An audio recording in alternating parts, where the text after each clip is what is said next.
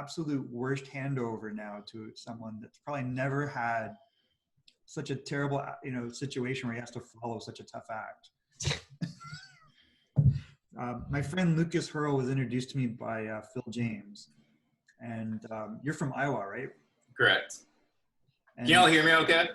Oh yeah. Perfect. All right, good deal, good deal.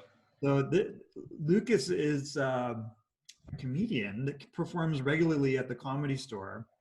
And you being from Iowa, I don't think I've ever met a comedian from Iowa before. Yeah, there's not many of us. There isn't. I moved out to Los Angeles in September 2009. And at that time, you really had to be on the coast, or Chicago, Denver, if you wanted to be a comedian. Washington, D.C. was another good city too. And now, there's comedy in every good-sized town, even, I'd say, in the country. Like I'm going back home to Des Moines in 2 days. And, they've started to open up. I still don't feel safe getting back out there. I don't want to promote shows. I don't want to tell people, hey, come see me. Especially with my family too, because, we run all ages. But so this time has been very challenging and different. But I've stayed in Los Angeles. I celebrated 10 years out here last September.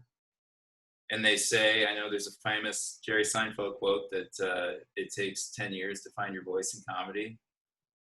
And those first 10 years, I ate it on stage a lot. Nice. I went straight for the Comedy Store because I knew that was like the mecca for stand-up comedy.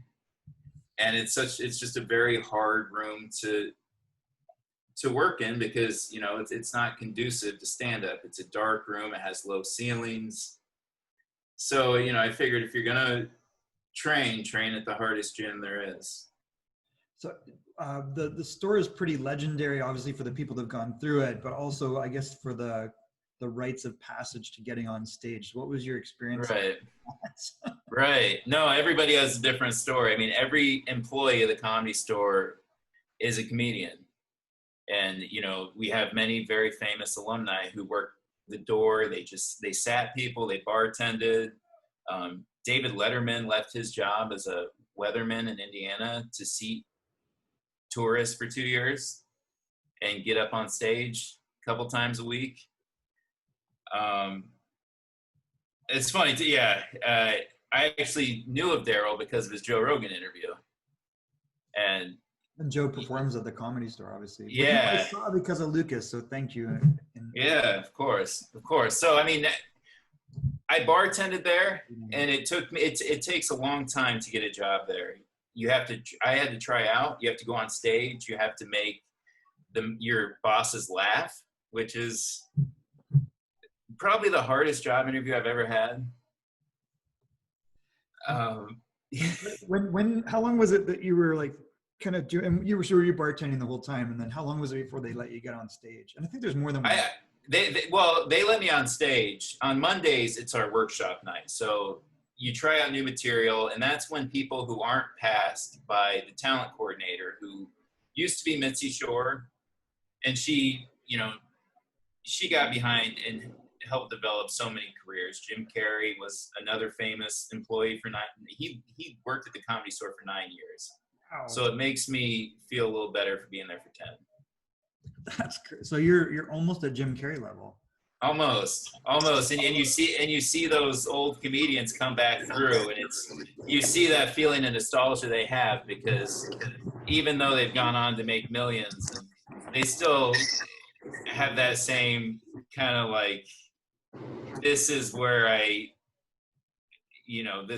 started. This is where the memories I wanted to forget will always remain. So how hard is it to do comedy by Zoom? It's impossible.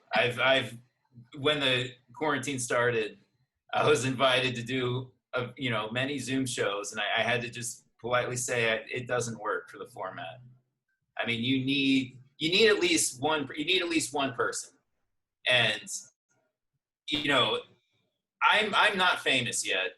I started comedy in Los Angeles. I'm still taking my bumps, but I did get past. I worked there for 7 years in 2017, I got passed by the talent coordinator. So I get paid for my spots, and I get to go up on the same shows as Joe Rogan and other famous comedians. But I go up, he goes up at 10 p.m. when the crowd is packed, and I go up at 1 a.m. when there's 8 drunk Australians. So I have to just know that I'm playing for them. And I'm not going to be the guy or the woman, and I've seen many comedians do this, who go up in the late spots where they just crap on the room, and they're like, this isn't a sad AA meeting or whatever they say. And I don't want to punish the few that stayed behind, because, they're giving you their time and their attention, like y'all are right now. And, that's another fan you can convert.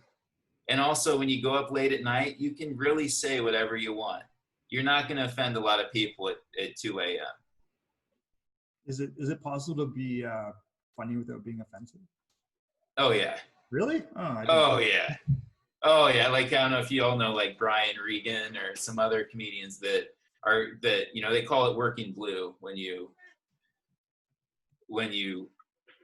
swear, Sure. just rated R. But guys like Brian Regan, they appeal to all fan bases.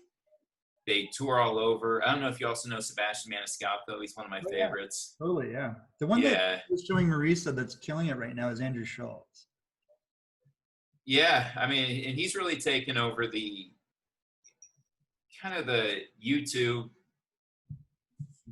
era, because like no one can go on stage right now. Yeah, he's figured out that medium. It's really crazy how well he's adapted to it. And it feels like since COVID. I don't know if maybe that's just me, but no. Well, I mean, Andrew's been working for a couple years leading up to this, so it's just the right time striking the right person. But all of us comedians, I have my notebook right here. Nice. My small notebook. I write every day. Don't know what it's good for. But when we come out of this, it's not going to be the same. Stand-up isn't going to be, I know people that just think we're going to go back to the way it was at the comedy clubs, and it isn't. So, if you're an entertainer and you're not, doing a podcast, learning video, learning all these new things you have to learn, you're way behind the times.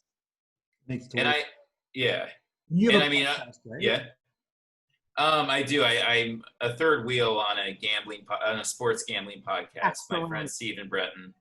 And also I still make money. I came out here, I graduated from the University of Iowa, and I started an internship at a record company, and then I went over to a video game company, and we did video game voiceover. So we did like a lot of big games like Halo and all the Hollywood games. Whenever they wanted like a SAG or AFTRA actor or actress to promote their talent, or a celebrity, they would go through us. So we would book the actor and record them and edit them and send it over, and they put it in the video game.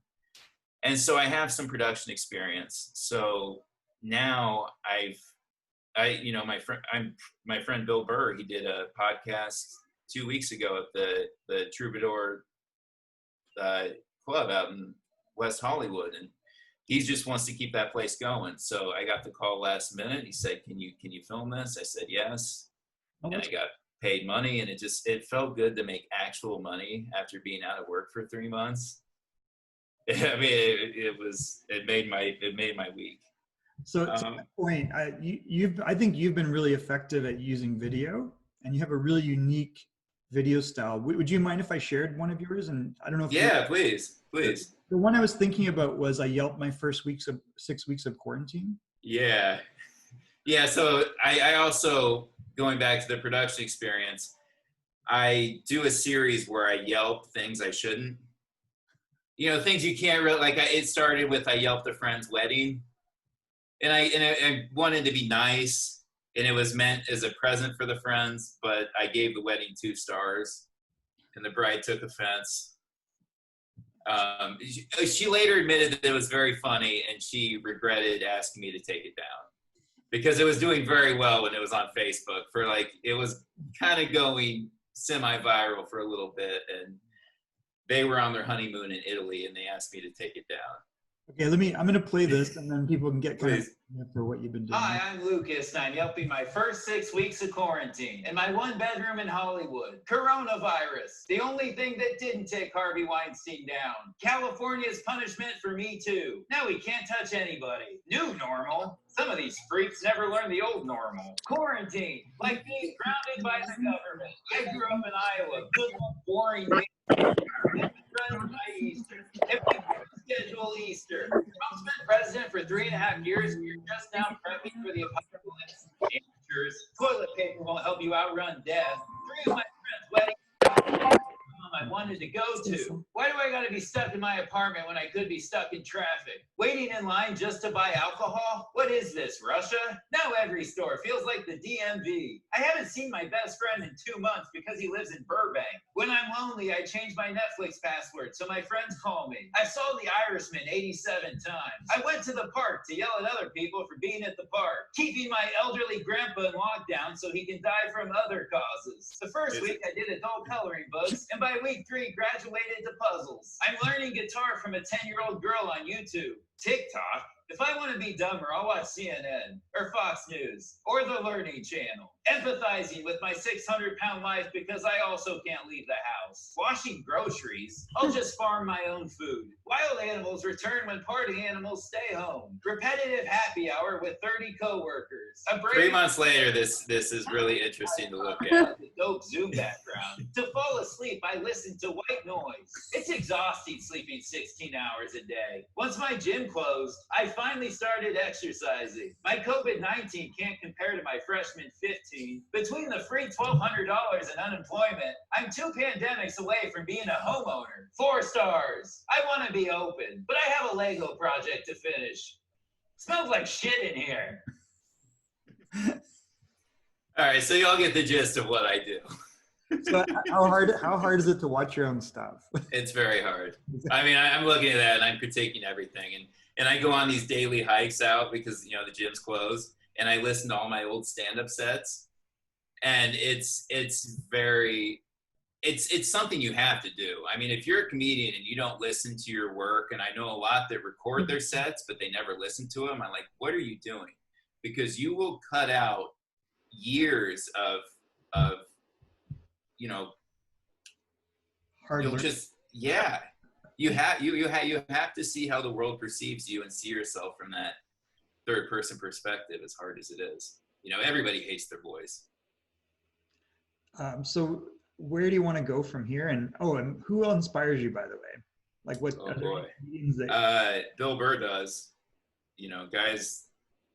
Guys who really hustled for years. Sebastian Maniscalco is another one. When he first started working at the Comedy Store, everybody says he was terrible. Oh, really? Just like very much like Andrew Dice Clay, where he was like yelling at the audience and kind of had that macho, like Italian vibe. And Who does that? But... yeah, but it wasn't him. And audiences know when you're being genuine and when you're not. Is there any other ones you want to show, or? I mean, I started this series maybe like about 18 months ago. Yeah. That was from San Diego, I think. That was some picture I saw on the Hilarious Tribune. And I try to steer clear from obvious, inflammatory topics. Really? Well, I mean that's another guy, a comedian I really like right now is a guy named Tim Dillon, and he's very much like plays into conspiracy theories and things like that. And I do hear it complained about in comedy about like all the time about political, being politically correct. And I know like my best friend Brenton, he runs the social media for the Comedy Store. And so if we have a lineup with 12 people on it and, there's only 3 women, people will write to him and complain and be like, where's the representation and where is this? So, as a straight white guy, I have to be really good. I have to, You know what I mean? I feel like two things that I'll say. One is I hope comedians can save us. Because you guys have They kind can. of bellwether for, first of all, for what's been going on in campuses for a really long time, like just the intolerance of being uncomfortable, right? Yeah. I mean, do comedians go on college campuses anymore? Because that used to be a big thing, right? I know Seinfeld and guys like Bill Maher have publicly said they're not going to do colleges anymore because of that. Wow. Yeah. I did the University of Iowa a few years ago, and it was one of the worst experiences of my life. I mean, I had my parents were there, my sibling, my brother, one of my brothers, and I remember it was university sponsored, so it was at the school union, and they were all 19-year-olds because anyone older than 20 probably has a fake ID and was drinking. So all my references, I'm 35, I was 33 at the time, but all my references I realized that I had been in California for too long. And I hadn't been in Iowa for a while. And I listened to the set right away. It's just like pulling off a Band-Aid. Whenever I have a bad set, I got to listen to it right away just to get it. And it feels so therapeutic to get that over with. And, you learn so much more from the bad sets too than the good ones.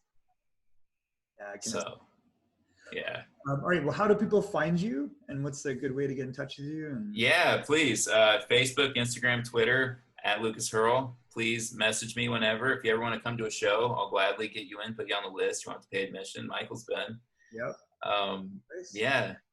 Right. I saw you in Orange County, and then well, you weren't at that one, but You went to Hollywood. yeah, Bobby and I took a helicopter down to Los Angeles from Orange County On my birthday. on my birthday, right? Well, belated birthday. August 15th. Yeah.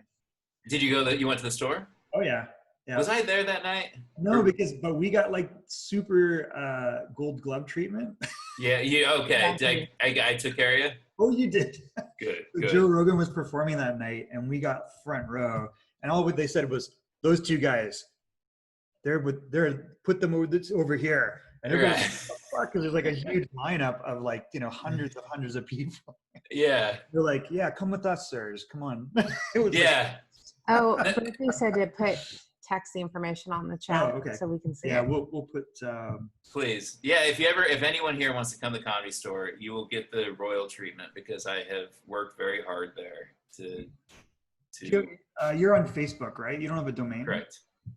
No, I just have my personal on page. So if you want to follow that, friend me. I'm gonna put this. I'm getting to that point. I mean, 10 years in, I wasn't the kind of person that wanted to throw all my stuff out there while I was developing. That's I don't want to. We're meeting you at a fully baked time. Thank you. On, dude.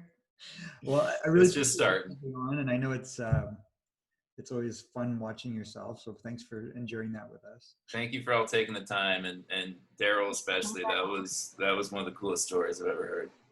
Yeah, amazing, right? Thank you. Yeah.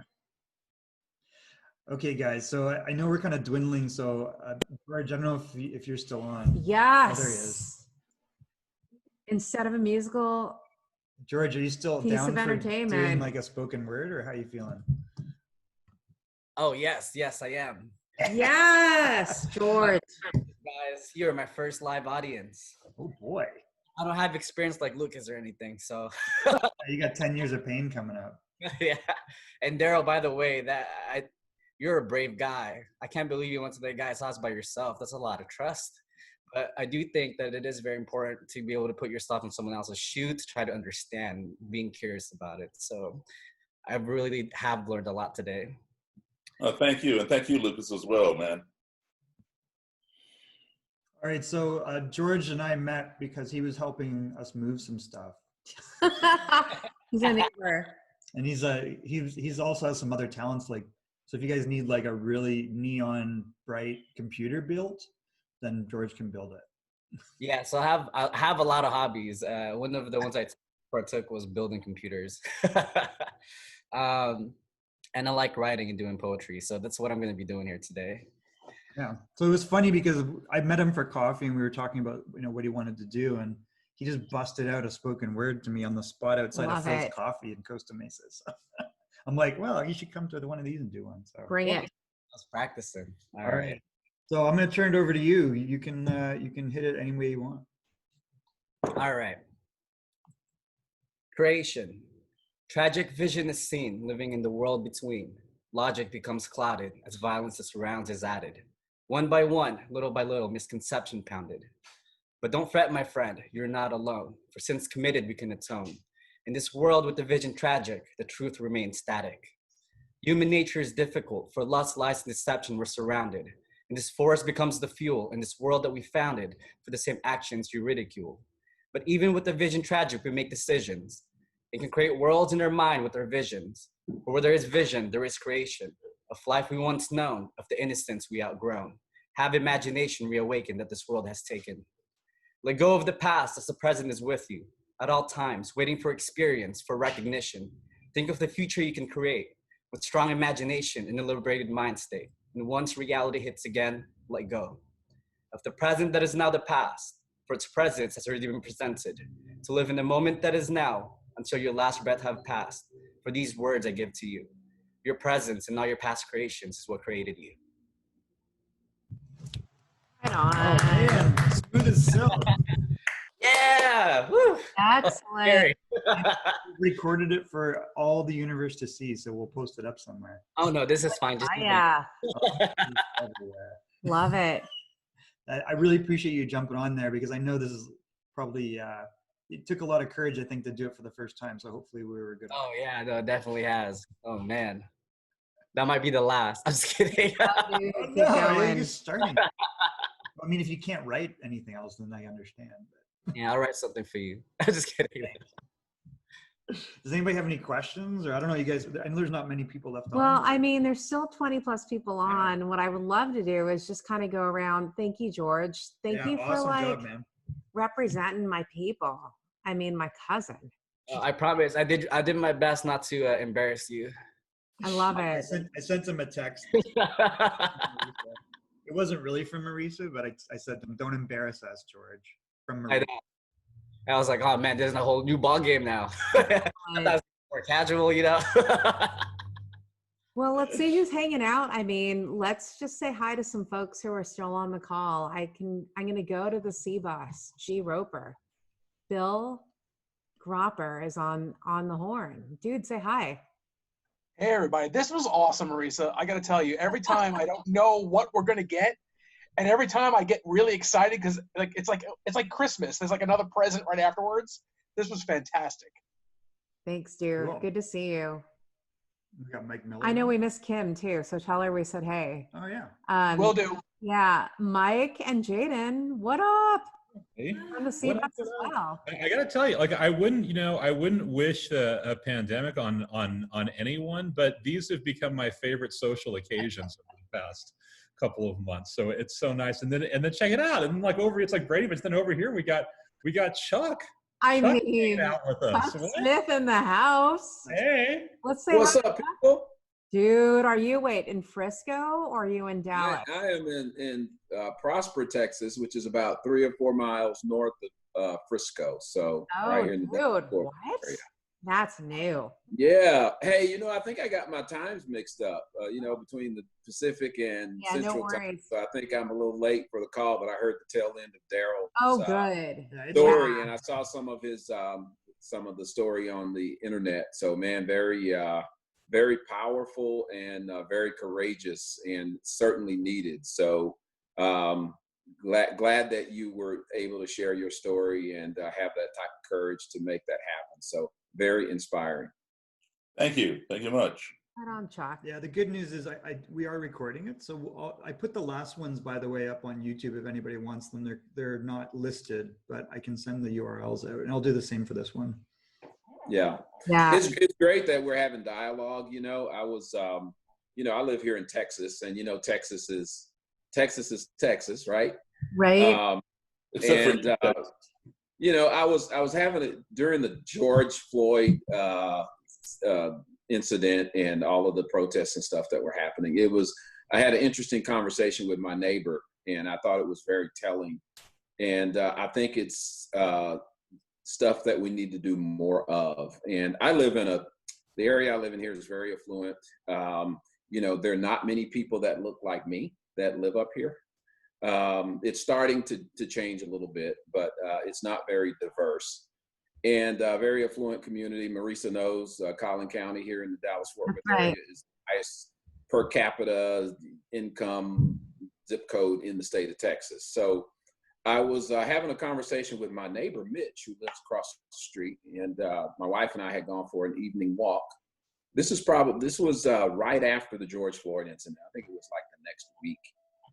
And we were having a conversation, and he stopped us and said, "Hey, Chuck, man, he's a white guy, and he said, 'Hey, Chuck and Sabrina, man, what do you guys think about all of this stuff? How's with all the race stuff?'" And it actually sparked a very good conversation that we were able to have about race. And it got to a point where we were talking, and I gave him an example. I asked him a question. I said, my daughter was in high school. She was in on the dance team at her school. And sometimes she would get back from some of the meets late at night or early in the morning at 12:30, 1 o'clock. And I'd have to go up to the school to pick her up. And so I asked my neighbor, Mitch, I said, "Mitch, so if he's got boys, I think his boys one of them's in high school, the others are in junior high." I said, "So if one of your kids got back late at night from an event like that and you had to go up to the high school and pick them up, what would you do? What would that look like for you?" And he said, "What do you mean?" I said, "Just kind of tell me what you would do." He said, "Oh, I'd hop in the car and go pick them up." I said, "Well, that's a little different for me as an African-American living here in this affluent community." He goes, "What do you mean?" I said, "Well, first of all," I said, "before I left my house, I would make sure that I tell my wife I'm going on Preston Road, which is the main drag. It has a lot of lights. There is a shortcut I could take that is kind of a little back road, and it would take me into the back side of the school. I could get there a lot quicker." And he goes, "Really?" I said, "Yeah." He said, "Why would you do that?" I said, "Well, I would want to make sure that I stay somewhere that's really lit. If I get pulled over or something, I'm not back in a little." He goes, "Man, you really have to do that here in Prosper?" I said, Yep. "Absolutely." And he said, "Wow." He said, "Man," he said, "I'm sorry, dude." He said, "I never realized that." And then, then the second example I gave him is I said, I like to go for runs here in the neighborhood. My wife and I go for walks occasionally. And I said, "So what do you do when you go for a walk in the neighborhood?" And again, he looked at me like I was an alien or something. And he goes, "I would throw on my shorts, grab my sneakers, and I go for a walk." I said, "Well, do you ever go at night?" And he said, "Yeah." And I said, "Well, let me tell you how that's different for me." And he goes, "What do you mean?" I said, "Well, number one, I would absolutely, positively never leave my house without my ID. I'd have Wow. my driver's license, something, I would have it in my pocket. Because even though I know you, Mitch, and I know most of my neighbors right here in our little kind of area here, I said, if I go over a couple of streets over, and especially at night, if I'm jogging through the neighborhood at night, and people over there don't know me, so people would call the cops, say, "Hey, there's a strange dude in the neighborhood. He's running. I wonder if he just came out of someone's house." And again, he looked at me and goes, "Dude, I had no idea." I said, "I know." I said, most people don't think that way, don't realize that we, and I say we as African-American men particularly, we have to govern ourselves differently all the time, because it is a different standard, and it is a different view on things and how we are portrayed. And so those were just two of the examples I gave him. But when I told him that, he got it, but he had no idea.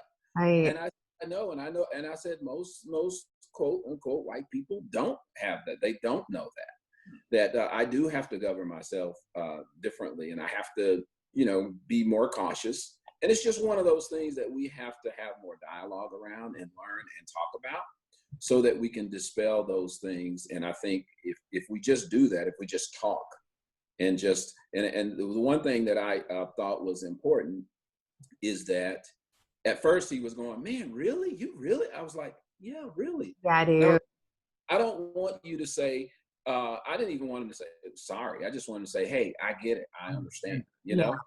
and not making an excuse, me making an excuse, or him going, well, why do you have to do that? You know us. And, it's like, dude, regardless of what, that's the way I'm wired, and I have to be wired. And it's unfortunate, but that's just the way it is. And until we have dialogue about it and talk about it, things are not going to get better. So I think that's a big part of what we need to do more of, is to have those kinds of conversations without making excuses or saying, man, you shouldn't feel that way. Why do you feel that way? That makes no sense, So I just wanted to throw that in. I didn't get a chance to be in a big part of the conversation, but I thought that was pretty. I love that you finally joined us, Chuck, and I apologize. It could have been my bad, like sending the wrong text on the wrong time zone. But one thing I've always appreciated about knowing you is that you always kick it real, no matter what. And you've always been that, like in our relationship and our friendship together, you've always been that way. And I appreciate that you're just kicking it real with your neighbors, like right on. I think I agree with you. Like people just need to learn. Absolutely. Be open. Yeah. It's weird for me because like I grew up in Canada, and you would think, I mean, one, we have a multicultural society, so it's a little better, but it ain't perfect. Like my best friend growing up is Jamaican. So since I'm 10, I think 50% of the times I've been pulled over have been with him. Yeah. It's like real. my entire life. Yeah. I haven't seen him. I've been here for 10 years. Was it because you're driving, Mike? No, Nice. you say that, but it's not, because, maybe a combination. no, it's absolutely when he's driving. Yeah. So for example, went to visit my grandfather, and he lives in a border town, or lived. He just moved, but called Sarnia, and there's an area there called Grand Bend. It's like a beach town, and we were probably. I'm trying to think of my grandfather. It was when my grandmother passed, so we were probably like 35-ish, 38. We're not young, and we're driving in the beach town, and he's driving specifically the speed limit. And he looks at me and he goes, "How much do you want to bet?" I go, "It's gonna friggin' happen, right?" And sure enough, there's a cop that comes up behind us. This is dark. It's late at night. It's probably like 10 or something, and we're like, I want to hear what this is going to be, because it's going to happen. And sure enough, they pull us over, and I'm a little bit combative maybe, but You mean a lot? well, too bad. I mean, like, fuck you. Why are you pulling me over? I'm not driving, by the way. He's driving, of course, as usual. And I'm like, so explain to me why you're pulling us over. It's like, oh, well, you guys are driving the speed limit is the excuse. I go, listen to what you're saying. Right? And they're not being super confrontational, but they're cops, and nobody wants to deal with cops, right? Like 50% of their life is to trick you into some bullshit.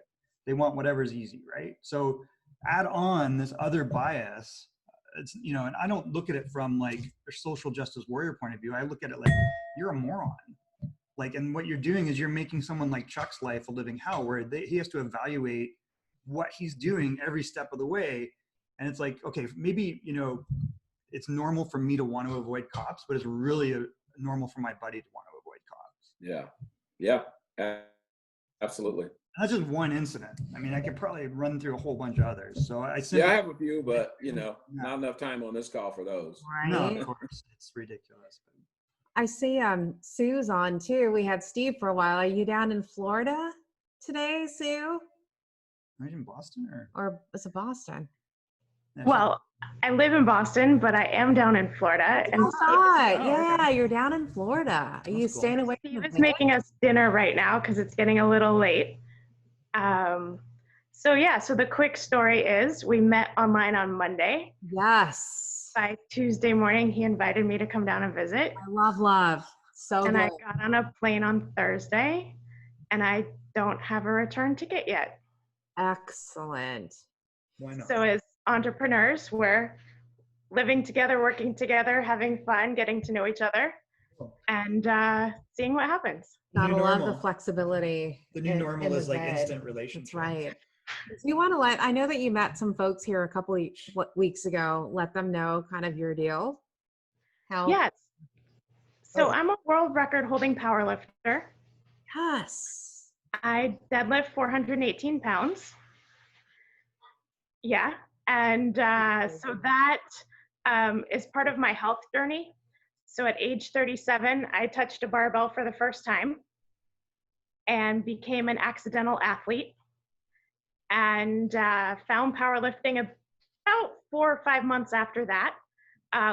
Discovered that I'm born to deadlift. And as a competitive powerlifter, I would compete a couple times a year. And that's it. So training multiple days a week, but only competing twice a year. About 2 years into my competing life, competitions, I disqualified on the platform and technically bombed out of a meet, which is what we call it, and was given the opportunity to compete in the third event, which was deadlift only, as opposed to the full competition.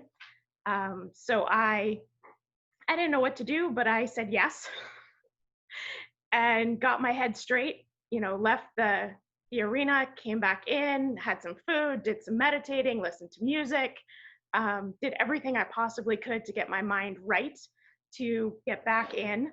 And that day I set my first world record.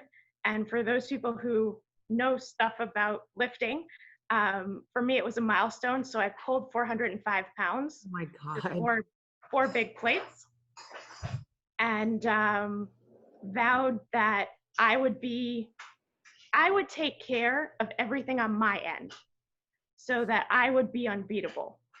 If the judges don't follow the rules, that's not on me. If I get injured, that happens.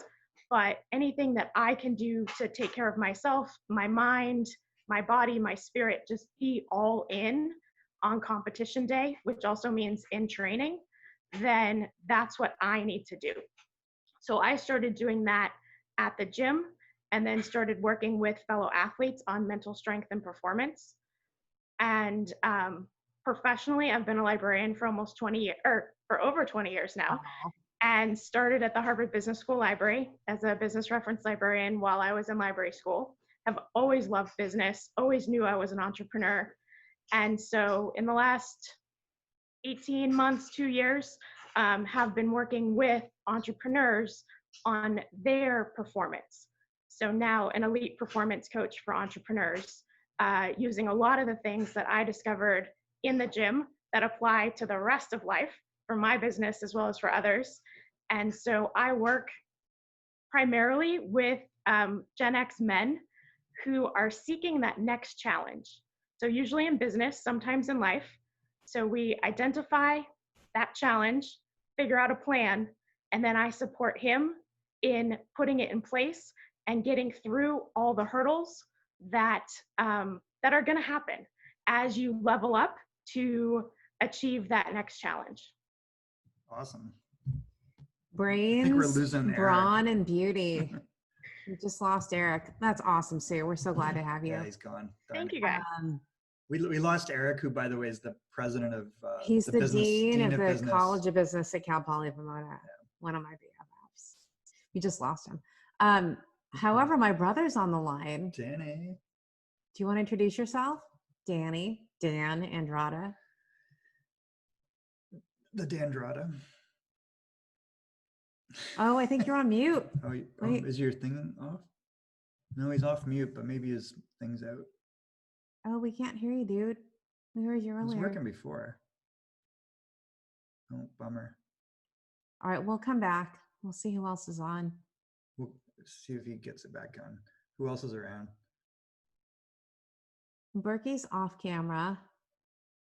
Anyone else who's on camera? Here's Berkey. You're on mute, buddy. Here we go. Looks like I am making dinner. Oh, okay. Excellent. You kind of look like Max Headroom right now. Yeah, I feel robotic. I've been on the 405 3 times in 2020. Oh, so, I'm here in Brentwood pretty much all the time, working and sleeping and eating. But I've been baking. I baked a big loaf of bread today, and I've been cooking, and that's what I was saying in the breakout group, that's bringing joy to me. That's great. And I'm working on some movies in Australia and working on my film fund to support women and minorities in the feature film business. And that's going well and getting lots of positive feedback from that. It's awesome, Berkey. Good to see you. Good to see you on every one of these. I love it. You got Laura? Yeah, Laura. Laura's back on. Hey, Laura. Just in time to How tell us are who you you? are. Hey, I'm good. So, thanks, Marisa and Michael for hosting, and Daryl, thank you so much. I just moved to Charleston, South Carolina from Los Angeles. So I think that I'm going to have to do some more digging on, I've experienced some very uncomfortable conversations that I'm going to admit I kind of just bailed because it was uncomfortable, but I think that today's conversation has challenged me to dig a little deeper and see if I can make some impact with some of the things I'm hearing. So thank you. Oh, good to see you. Laura's such the girl boss. You took this move to be a CMO at a beauty company. Love it. Oh yeah, and Love beauty is, yeah, guys, it's real. It's a battleground right now. Everything that's happening outside is definitely impacting my industry. It's an interesting conversation and challenging time, but we just all have to try to be our best selves and educate, and we'll get through it. Great. Good to have you. Thanks. Anyone else? I think Danny, I don't know if Danny's got his audio back on before we roll. Yeah. Hey, Dan. Okay. Okay. Put on a different mic. Well, hello everybody. Dan's background, he's a techie, right? And yeah, I'm an IT developer nowadays. A little bit of data analysis. And what's the company you're with? I'm with Merle Norman Cosmetics. It's a very old cosmetic company based in Westchester. Awesome. You're in a similar Laura. Yeah, great speakers today. Yeah. I want to share the story. I just recalled it with Daryl. You might find this interesting. Not too long ago, a long time ago. This is probably the mid '80s. There was a club not too far from here, a jazz club called Hop Sinks, and we were just out of high school. Me and my friends, we had a jazz group together. We played jazz. We were very astute students of music, and Bobby Hutcherson was playing there at Hop Sinks. He thought, hey, let's go down there and check him out. So we went in there. Now, Marisa will tell you, in my band, it was basically 4 white guys and myself, a Filipino. I played drums. I was a jazz drummer back in the 90s, in the 80s. And so hey, let's go check out Bobby Hutcherson. So we went down there. We couldn't have been more than 19, any of us. So it was probably illegal for us to be in there anyway. But we cruised in and we sat right in front of the stage because we wanted to take in Bobby and his band. And there was a gentleman sitting around the corner at the edge. He might have been a friend of the band or something. But as we sat there and listened, and obviously looking at the crowd, our age, we were probably out of place, especially sitting up front. Guy in the corner was starting to heckle us, and because Bobby was kind of bantering with the group, because it wasn't a huge club. He was bantering with the group, and this guy in the corner would just started telling Bobby, hey, check out these bull sitters sitting up here in the front. And it took us a while to realize that he was heckling us because we seemed to be out of place. We couldn't have been much older, just out of high school, barely into college. And we just didn't look like the guys who enjoyed that type of music. And eventually we had to leave because it started to get kind of vocal with this cat. But, I just thought about it and I said, if only we had a chance to talk to the guy and say, hey, look, we're very serious about jazz. We played it through high school. We played gigs, and we're into it. We had the real book, and in order for us to get good, we had to listen. But this guy, because maybe we weren't dressed, we were too young, sitting up front, we somehow didn't belong in that club listening to Bobby Hutcherson play. So, I thought that was sad, but, we just had to go. But, it's kind of interesting. This was back in the 80s, probably a very different vibe than things going on nowadays. But, I recall that situation when, as you were speaking, it was interesting.